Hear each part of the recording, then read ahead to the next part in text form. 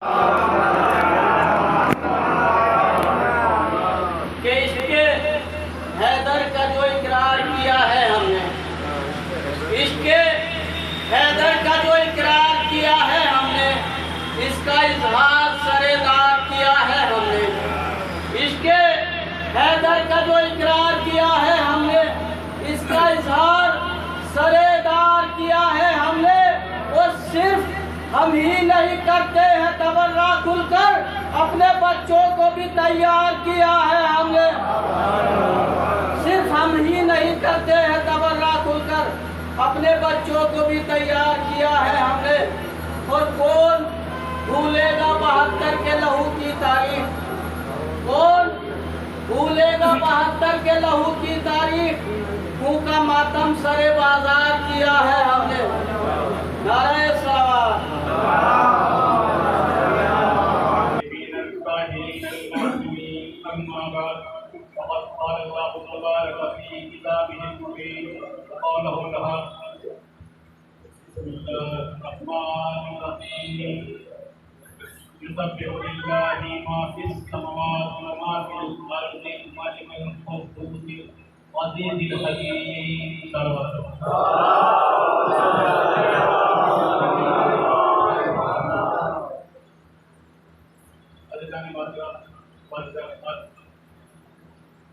मैंने आपके सामने सूरह जुमा की पहली आयत की तिलावत का शरफ हासिल किया।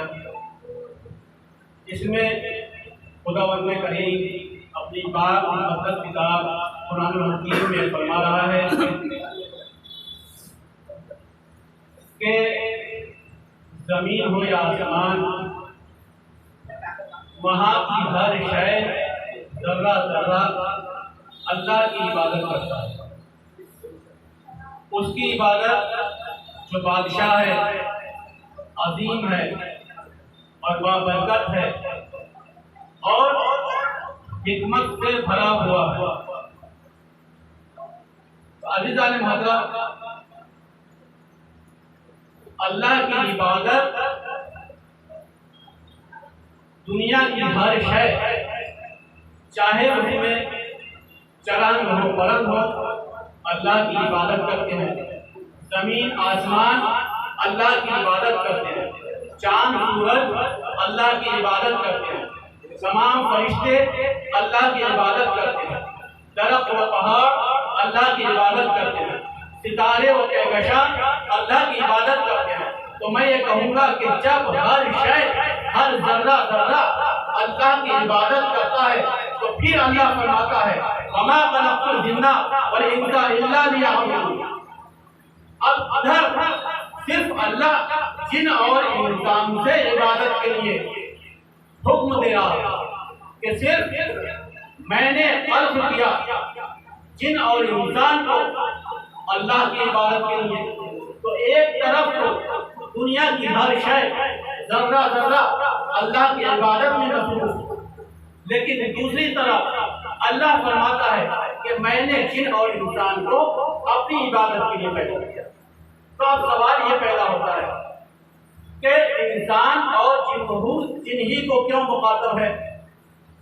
तो वहां पर अल्लाह फरमाता है कि इंसान जो है मेरा सबसे करीबी, मेरा सबसे नजदीक वो मखलूक है कि जिसको मैंने ये शरफ दिया है कि वो आजाद है कि चाहे वो अपने आप को फरिश्ते से आला बना ले और चाहे वो अपने आप को शैतान से गिरा हुआ बना ले।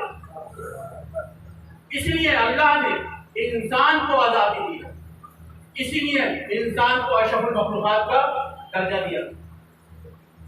तो अब मैं कहूँगा कि इंसान जब अल्लाह की इबादत करने चलता है तो अपने अंदर क्या महसूस करता है?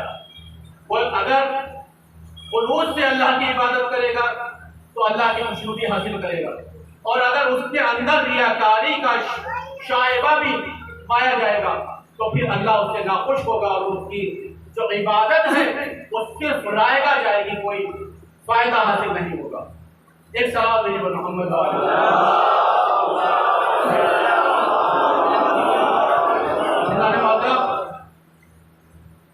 जब अल्लाह ने ये फरमा दिया कि युसब्बिहुलिल्लाहि मा फिस समावाति व मा फिल अर्दि मलिकुल कुद्दूसिल अज़ीज़ुल हकीम, के जर्रा जर्रा दुनिया का यानी जमीन का हो या आसमान का हर शय अल्लाह की इबादत में मशगूल है। लेकिन इंसान को और जिन को अल्लाह ने अलग से मुखातब किया, इसलिए कि अल्लाह ने जाहिरन तौर पर जो इंसान के आज़ा दिए हैं, यानी उसमें चाहे आँख हो या हाथ हो या पैर हो या फिर और आज़ा हो, हर आज़ा को अल्लाह ने अख्तियार दिया है इंसान के हाथ में कि जिस तरफ को वो मोड़ दे उसको अख्तियार है। वो आज़ाद है। अगर आँख से देखता है तो वो हराम की तरफ देखे या हलाल की तरफ देखे, कदम बढ़ाए तो मस्जिद की जानिब कदम बढ़ाए या फिर मैकदे की जानिब कदम बढ़ाए। अगर इंसान का हाथ किसी काम के लिए बढ़ता है तो हलाल रोजी कमाने के लिए हाथ बढ़ाए या फिर हराम रोजी कमाने के लिए हाथ बढ़ाए, तो ये इंसान के अख्तियार में है। लेकिन अल्लाह ने ज़ाहिरी आज़ा पर इंसान को अख्तियार दिया है, लेकिन बातिनी आज़ा पर अल्लाह ने अपने आप का गलबा रखा है, क्योंकि अंदरूनी आज़ा यानी बातिनी आज़ा जो है वो अल्लाह ने अपने अख्तियार में रखे, इंसान को आज़ादी नहीं दी। अब अगर इंसान हलाल खाएगा तो अल्लाह हजम करेगा, और अगर हराम खाएगा तो इंसान बीमार पड़ जाएगा। अगर इंसान हलाल रोजी कमाने के बाद हलाल खाता है तो अल्लाह खुश होता है, उसे तंदुरुस्त बनाता है, और वहां पर ही अगर हराम ग़िज़ा उसके पेट में उसके शिकम में चली जाती है तो फिर वो एक शैतान नुमा बन जाता है। अगर इंसान इंसानियत दिखाएगा तो वो उम्र तवील पाएगा, और अगर इंसान हसद और बुग़्ज़ में रहेगा तो चलकर मर जाएगा। जब इंसान को मलकुल मौत उसके नजदीक आते हैं तो किसी को कोई खबर नहीं कि कब उसकी रूह कब्ज़ कर ली जाए, कब उसे इंतकाल करना पड़ जाए। हर लम्हा उसे ये अंदाजा नहीं है कि आज मेरा ये आखिरी दिन है या मेरी और उम्र है। इंसान के पास कब मलकुल मौत आकर उसकी रूह कब्ज़ कर लेते हैं, इंसान पर कोई ये अख्तियार नहीं है। इसलिए अगर इंसान को अंदरूनी आज़ा पर यह अख्तियार दे दिया जाता या मौत पर यह अख्तियार दे दिया जाता कि वो अपनी मर्जी से मरता तो फिर तो हश्र ही बनता था, क्योंकि इतने इस हाल पर कि जब अल्लाह ने उसे ये अख्तियार नहीं दिया कि मौत कब आ जाए कब नहीं, तो इतने पर वो ये चाहता है कि सिर्फ मैं ही जीऊं और कोई मेरे सामने न जिए। तो ये एक इंसानी फितरत है, फितरतन आदत है, यानी पैदाइशी आदत होती है। तो इंसान को हमेशा अल्लाह ने ये तरगीब दी है कि मेरी इबादत कर और मेरी खुशनुदी हासिल कर, और मेरी खुशनुदी हासिल करेगा तो तू उम्र भी पाएगा और दौलत में भी इजाफा पाएगा। सलाह देने पर मोहम्मद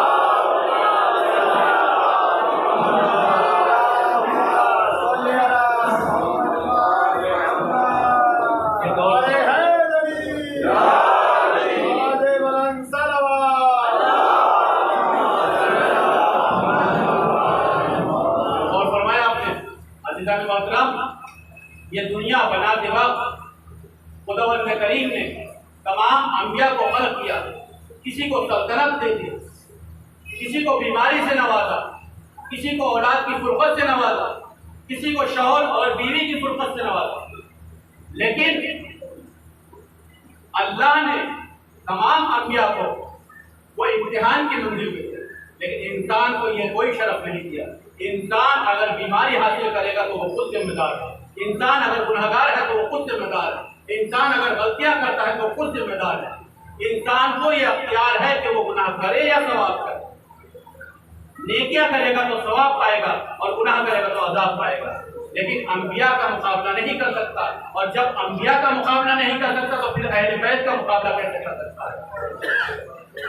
जनाब सुलेमान तमाम दुनिया में आसमान हो या जमीन हो, हर जगह जनाब सुलेमान की हुकूमत कायम है। अल्लाह ने जनाब सुलेमान नबी को ये शरफ हासिल किया कि जर्रे जर्रे पर जनाब सुलेमान की हुकूमत कायम है। जिसको चाहते थे जिधर मोड़ना था उधर मोड़ देते थे। चांद सूरज पर जनाब सुलेमान की हुकूमत थी, जमीन आसमान पर जनाब सुलेमान की हुकूमत थी, सितारों पर जनाब सुलेमान की हुकूमत थी, दरख्त और पहाड़ों पर सुलेमान की हुकूमत थी, जर्रात पर सुलेमान की हुकूमत थी, तमाम हशरातुल अर्ज पर जनाब सुलेमान की हुकूमत थी, जानवरों पर सुलेमान की हुकूमत, तमाम फरिश्तों पर सुलेमान की हुकूमत। तो अज़ीज़ान मोहतरम, जब जनाब सुलेमान की हुकूमत तमाम दुनिया में थी तो अब मेरे मौला अली मुश्किल कुशा जब नमाज के दौरान अंगूठी पेश करते हैं, अंगूठी अंगूठी अपनी पेश करते हैं साहिल को, तो वो साहिल को अंगूठी पेश करना क्या माना रखता है? तो वही अंगूठी जो बुनियाद बनी थी जनाब सुलेमान की हुकूमत दुनिया में, यानी मौला अली मुश्किल कुशा की वो अंगूठी पेश करना, वो खैरात में देना, वो ज़कात के तौर पर नवाजना, वो जनाब सुलेमान की हुकूमत की बुनियाद थी। तो अज़ीज़ान मोहतरम, जब जनाब सुलेमान तमाम दुनिया पर हुकूमत कर सकते हैं तो अब नबी और इमाम में यहाँ पर फर्क नजर आता है। क्या फर्क नजर आता है? ये फर्क नजर आता है कि नबी की मंजिलत और है, इमाम की मंजिलत और है, क्योंकि नबी तमाम जर्रात पर हुकूमत कर सकता है और मेरा मौला अली एक अंगूठी के जरिए तमाम हुकूमत को बैरात में दे सकता है।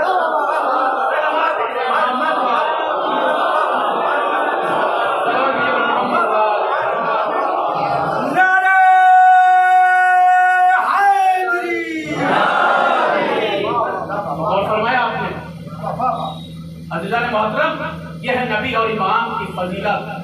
नबी और इमाम का कोई मुकाबला नहीं है। नबी की फजीलत अपनी जगह, लेकिन इमाम की फजीलत अपनी जगह। इमाम का रुतबा रसूल अकरम की वजह से, रसूल अकरम के सबब से तमाम नबियों से आला है, इसलिए नबी और इमाम का मुकाबला कोई नहीं कर सकता।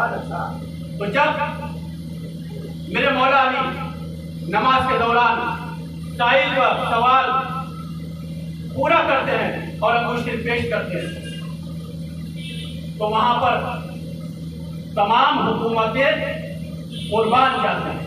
तो अब मैं ये कहूँगा कि हुकूमत देने वाले, खिलाफत लेने वाले, खिलाफत पर झगड़ा करने वाले ये ना समझें कि अली खिलाफत के माज़ल्ला लालच में काम कर रहे थे या मौला अली को हुकूमत चाहिए थी। लोग कहते हैं ना कि मौला अली को हुकूमत चाहिए थी, मौला अली चौथे खलीफा है। नहीं, खलीफा और है, हुकूमत और है, क्योंकि मेरा अली, मेरा मौला अली आसमान से यानी अल्लाह के जरिए जमीन में अपनी हुकूमत लेकर आया था। अब अली को हुकूमत देने वाला कौन बनता है? यानी हुकूमत अली बांटते हैं, लेते नहीं। सल्लल्लाहु अलैहि मोहम्मद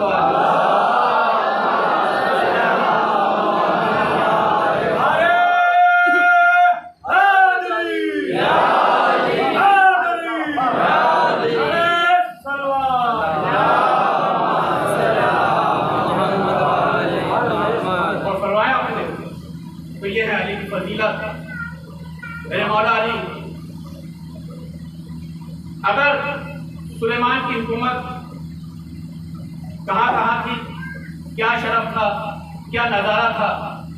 जब जनाब सुलेमान कहीं तशरीफ ले जाते तो उनके साथ तमाम लाहौर लश्कर चलता और उनके चलने का यह अंदाज था कि एक कपड़े का टुकड़ा बिछाया जाता और जनाब सुलेमान उस पर सवार होता। अब जनाब सुलेमान को हवा के दोष पर हवा लेकर चलती और तमाम लश्कर उनके पीछे पीछे होता। इस तरह जनाब सुलेमान अपनी बादशाहत का नजारा करा। तो अगर जनाब सुलेमान हवा पर मुअल्लक़ हैं, हवा पर चल रहे हैं, तो उधर आप हमारे इमाम अली को देखेंगे कि 2 उंगलियों पर खैबर उखाड़ने के बाद हवा में मुसरफ है, हवा में अपना नजारा दिखा रहे हैं। अगर जनाब सुलेमान की हुकूमत चांद पर थी तो मेरे रसूल अकरम ने चांद के 2 टुकड़े करके दिखाए। अगर जनाब सुलेमान की हुकूमत सितारे पर थी तो मौला अली ने उस सितारे को अपने दर पर उड़ाया। अगर जनाब सुलेमान की हुकूमत सूरज पर थी तो मेरे मौला अली ने उस सूरज को पलटाकर बता दिया कि मैं अल्लाह पर हुकूमत करता हूँ। सल्लल्लाहु अलैहि वसल्लम मोहम्मद वाला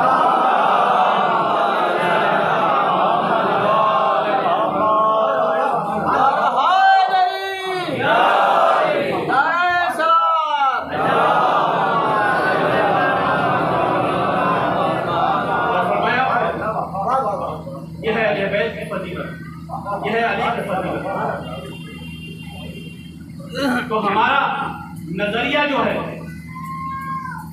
इंसानी नजरिया अलग होता है और मासूमीन का नजरिया अलग होता है। देखिए, खिलाफत अली में शक हो सकता है, इख्तिलाफ हो सकता है, लेकिन दुश्मनान अली भी अली को करीम मानते थे, अली को रहीम मानते थे, अली को काजी और काजी मानते थे। अली को वो रुतबा दिया हुआ था कि उनकी नजर में कोई रुतबा किसी का नहीं था। जब तो हजरत उमर ने कहा था कि अली ना होते तो मैं हलाक हो जाता।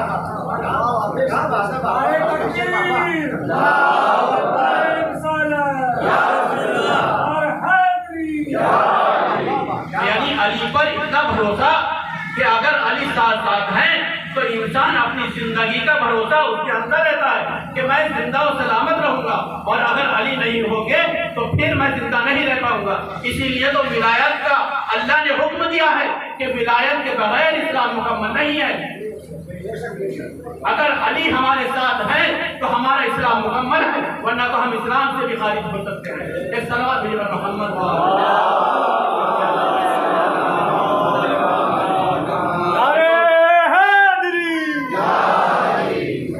और सलावत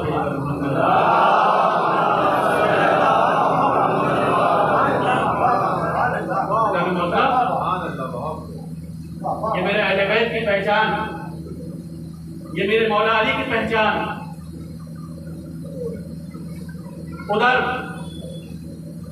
अहले बैत की पहचान कराना रसूल अकरम ने किस तरह कराया,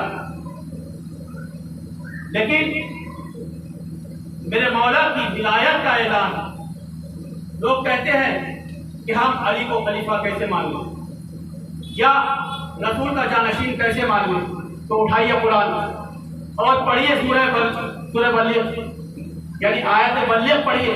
उसमें देखिए कि अल्लाह का रसूल को क्या हुक्म होता है कि रसूल पहुंचा दिए जो हुक्म, वो हुक्म पहुंचा दे कि जिसका मैंने तुमसे वादा किया, जिसका मैंने तुमसे वादा किया उस हुक्म को पहुंचा दीजिए।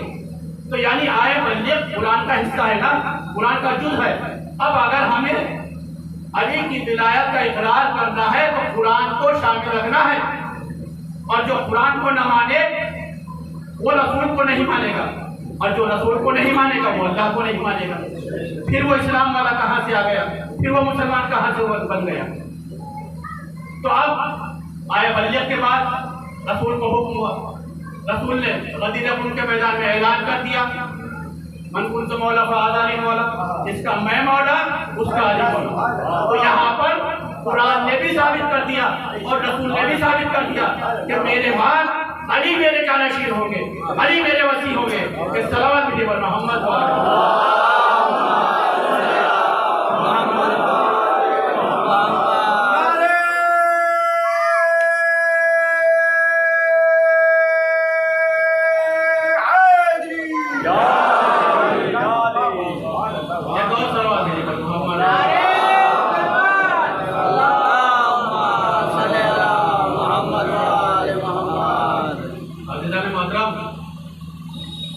मेरा अली वो है कि जिसकी फजीलत अगर बयान की जाए तो कोई ऐसा पैदा नहीं हुआ कि मौला अली की एक फजीलत या एक क्वालिटी पर बात करे और उसकी फजीलत बयान यानी मुकम्मल हो जाए, क्योंकि अली की फजीलत बयान करता चला जाएगा, अली की फजीलत बढ़ती चली जाएगी। यह है अली का मर्तबा, अली की फजीलत। मौला अली की फजीलत कभी कोई बयान नहीं कर सकता, जैसे कुरान का एक अलहम्द के सूरे की तफसीर बयान नहीं कर सकता, इसी तरह मेरे मौला अली की फजीलत कोई बयान नहीं कर सकता। तो अज़ीज़ान मोहतरम, दुश्मनान अली भी जब मौला अली से कोई सवाल करता है तो मौला अली अपने खुतबे में बार बार यही फरमाते थे कि सरूनी सरूनी, कि मुझसे पूछ लो कि इससे कब कि मैं तुम्हें ना रहूँ। लेकिन लोगों ने जिहालत के सवाल किए, किसी ने अपने बालों का सवाल किया कि मेरे सर में बाल कितने, किसी ने सितारों का सवाल किया, आसमान में सितारे कितने, किसी ने कोई हिकमत का सवाल किया ही नहीं जिससे वो फैजियाब होता। ये भी एक अल्लाह का अजाब है। किसी को तौफीक मिलती है कि किसी से सवाल ऐसा करे कि जिसमें हिकमत हो, वरना तो अल्लाह एक ये अजाब देता है कि उसे ये तौफीक दे देता है कि वो जिहालत का सवाल करे और अल्लाह उसका अजाब करे। जिस तरह शैतान का वाकया भी है, पलंबी बाउर का भी वाकया है, ये तफसील है अलग अलग। तो एक शख्स मौला अली से कहता है कि यानी आपसे जो कोई भी सवाल करने आता है आप फौरन सवाल का जवाब दे देते, आप सोचते भी नहीं, समझते भी नहीं। यानी वो शिकवा नहीं कर रहा, उसके दिल में बुग़्ज़, हसद और जलन है कि मौला अली ऐसे कैसे जवाब दे।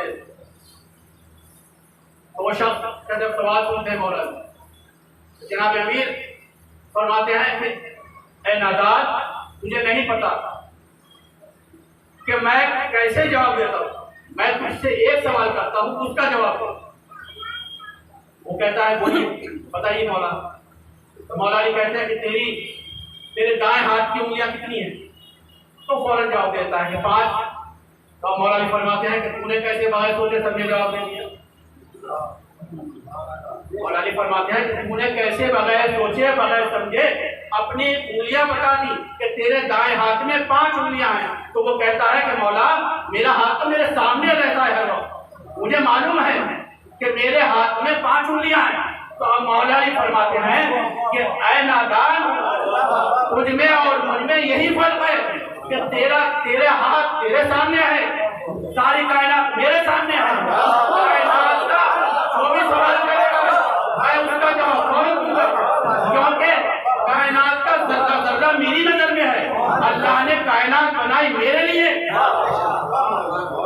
तेरा हाथ तेरे लिए, मेरा हाथ तेरे सामने है, मेरी कायनात तेरे सामने है। सलावत भेजबल मोहम्मद।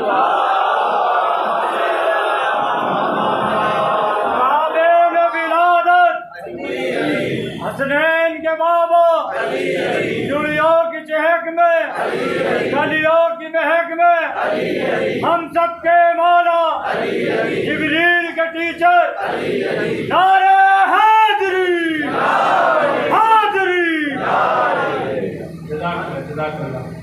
मौला सलामत रखे।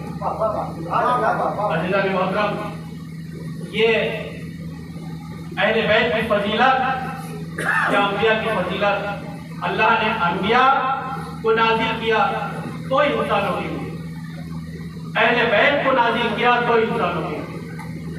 हर शय को इंसान के लिए पैदा किया, कायनात बनाई मासूमीन के लिए, लेकिन मासूमीन के हिदायत के रास्ते इंसानों के लिए, तमाम कायनात के फायदे इंसानों के लिए। अब इंसान जिस तरह चाहे जिस चीज को इस्तेमाल कर सकता है। इंसान के लिए जानवर और हैवान बनाए तो उनसे फैजाब हो सकता है, जमीन और आसमान बनाए उनसे फैजाब हो सकता है, चांद सूरज बनाए उनसे फैजाब हो सकता है, दरख्त पहाड़ बनाए उनसे फैजाब हो सकता है। अब इंसान के लिए आज के दौर में एक मोबाइल बना हुआ है। अब मोबाइल को जवान या बच्चे जिस तरह इस्तेमाल कर लें उसे वो उस तरह इस्तेमाल कर सकते हैं। सवाब हासिल करने के लिए भी इस्तेमाल कर सकते हैं, गुनाह कमाने के लिए भी इस्तेमाल कर सकते हैं। क्योंकि अगर मोबाइल को सही तौर से इस्तेमाल करेगा बच्चा तो अल्लाह उसको सवाब अता करेगा, और उसी को गलत तरीके से इस्तेमाल करेगा तो अल्लाह उस पर अज़ाब डालेगा, अल्लाह उसके गुनाह की सजा देगा। इसलिए मेरा ये पैगाम बच्चों से भी और जवानों से भी है कि किसी चीज पर भी एतबार करना कोई बड़ा काम नहीं है, उसको सही तौर से इस्तेमाल करना बड़ा काम। अल्लाह की अगर इबादत कर रहे हैं उसमें भी खुलूस है तो ही कबूल है, और इंसानियत के लिए अगर कोई काम कर रहे हैं तो वो भी जब कबूल। तो अज़ीज़ान मोहतरम, यही अहले बैत ने हमें दर्श दिया है। और हमारे मौला अली या और कोई मासूम है, तमाम मासूम ने अपनी अपनी कुर्बानियां किस तरह दी और किस जद्दोजहद से इस दुनिया को आरास्ता किया, लेकिन कौम ने और इस दुनिया के लोगों ने किसी मासूम का कोई हक नहीं, कोई मकसद हासिल नहीं हुआ। हर मासूम ने अपने दौर में किस तरह अजियत सह सहकर, जुल्म सह सहकर हमारे लिए ये रास्ते फराहम किए जो आज हम अली वाले बनकर बैठे हैं, अली वाले कहलाते हैं, अहले बैत के चाहने वाले कहलाते हैं, अल्लाह वाले कहलाते हैं, रसूल वाले कहलाते हैं, कुरान को मानने वाले कहलाते हैं, इंसानियत परस्त कहलाते हैं। क्योंकि जब भी हुसैन का चाहने वाला शाहराह से गुजरता है तो उसकी पहचान यही होती है कि वो इंसानियत से भरा होता है, और जो हैवानियत से भरा होगा वो यजीदियत में जो होता है वो हुसैनियत में से नहीं होता। सलावत भेजिए पर मोहम्मद।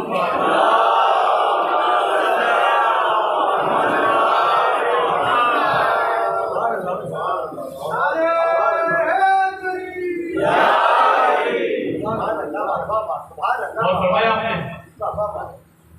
अज़ीज़ान मोहतरम, ये अय्याम इसीलिए आज जो हम गम मना रहे हैं, यही तो है हम गम मनाने के लिए। क्यों? क्योंकि अहले बैत अलैहिस्सलाम ने हम पर वो एहसान किया है कि हमें ये अज़ादारी करने का शरफ हासिल किया। अज़ादारी कोई मामूली इबादत नहीं है, अज़ादारी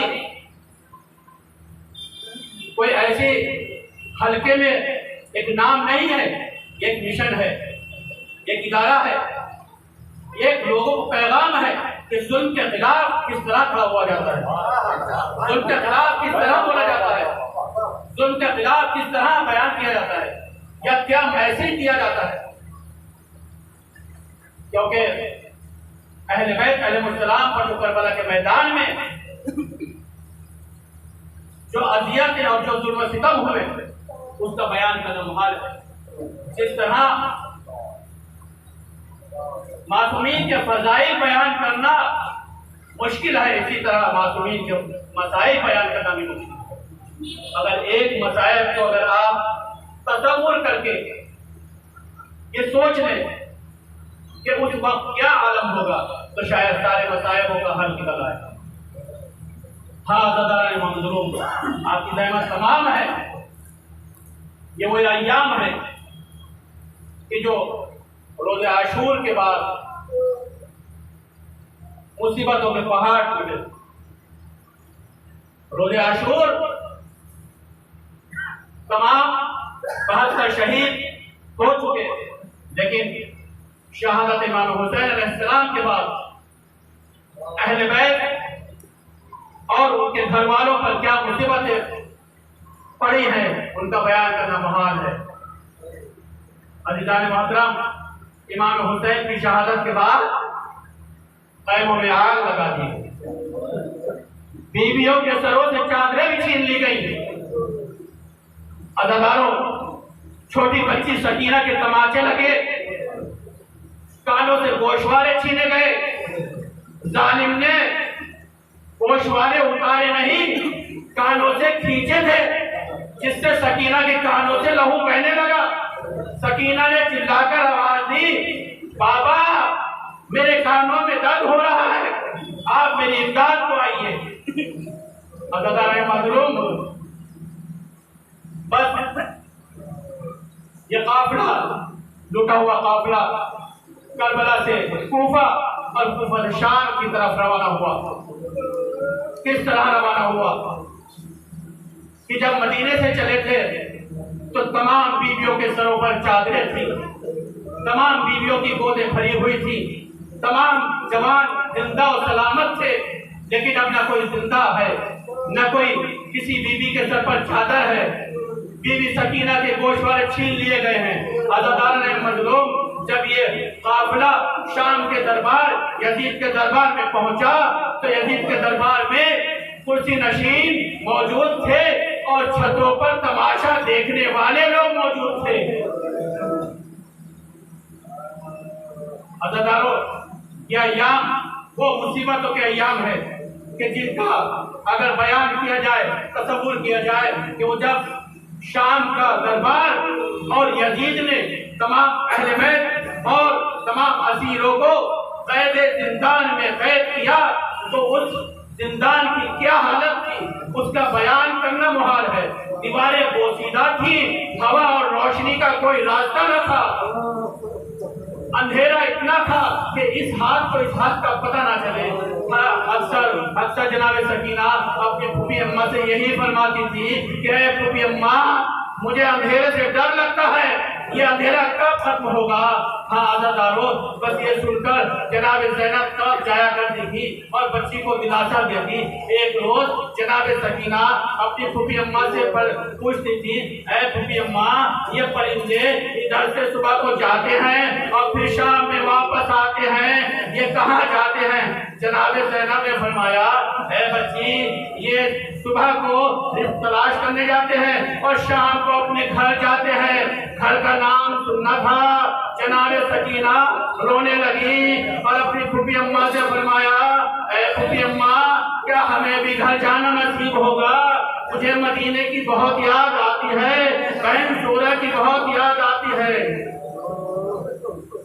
फूफी अम्मा, हम कब मदीने जाएंगे? जनाब ज़ैनब जनाब सकीना को दिलासा देती। एक रोज जनाब सकीना इतनी तड़प के बयान कर रही थी और रो रही थी और दर्द से करहा रही थी। कभी अपनी मादर गिरामी की गोद में सर रख के अपनी मादर गिरामी से कहती कि अम्मा, मेरे दर्द में इफाका नहीं होता, मैं क्या करूं, मुझे प्यास मारे डालती है। हाँ, कभी जनाब ज़ैनब के दानों पर सर रख के कहती, ऐ फूफी अम्मा, मेरा दर्द बढ़ता चला जाता है। इन आवाजों का सुनना था। दरबार यजीद से शिमले नहीं आता है और सकीना को घसीट कर कहता है कि हमारी नींदों को हराम कर रखा है, मैं इस बच्ची को अलग कैद करूंगा। वह ये सुनना था।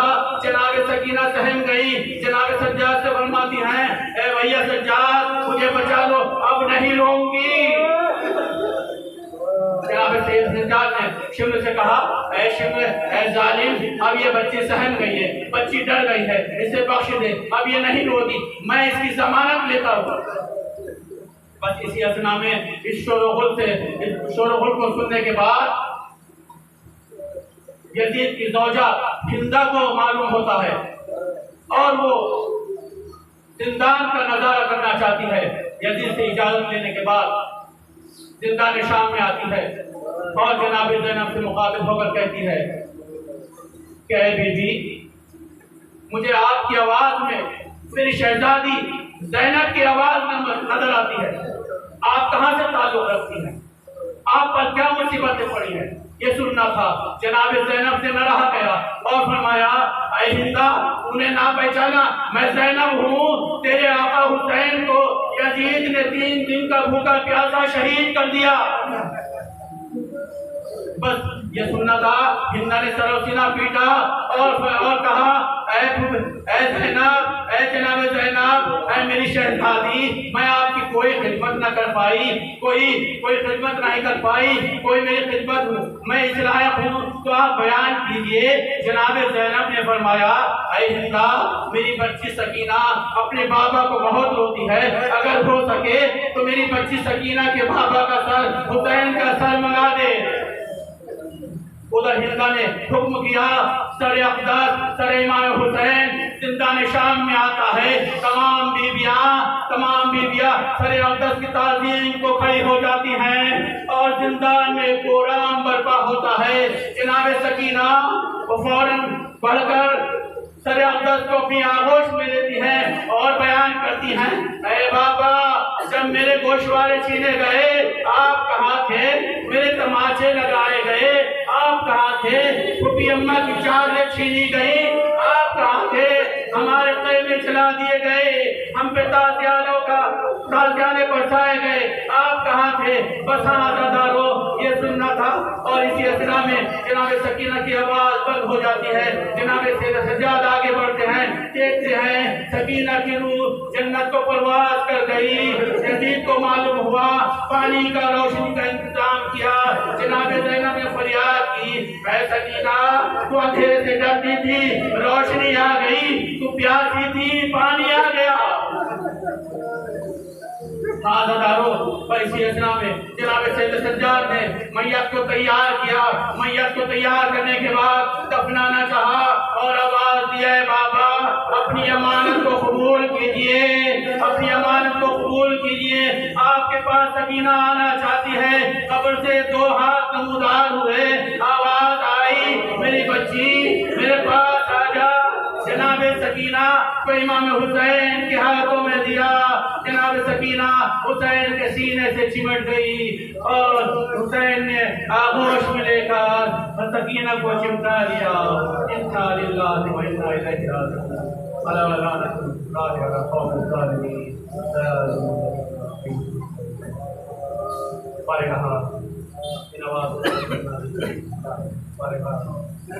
तमाम मुमीन की इबादत को कबूल फरमा। हमें इबादत और अज़ादारी खुलूस से करने की तौफीक अता फरमा। हमें नेक रास्ते पे चलने की तौफीक अता फरमा। हमें हलाल रोज़ी कमाने की तौफीक अता फरमा। हमें हराम माल से बचने की तौफीक अता फरमा। हमें हराम कारियों से बचने की तौफीक अता फरमा। हमें नेक रास्ते पे चलने की तौफीक। दुनिया में अमन व अमान कायम रख, हिफाजत कर, हमारे कराम बताया हमारे सर पर कायम कर, हमारे माँ की रोज़ ताज़ीम पर मोहम्मद व मोहम्मद मातम सदा है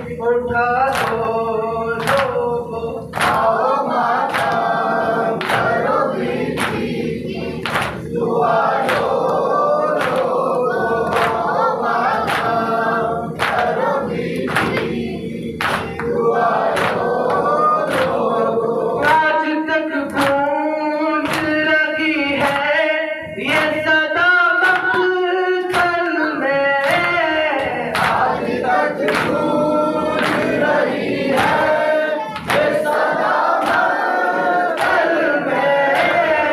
जज से मैं सकीना छुड़ा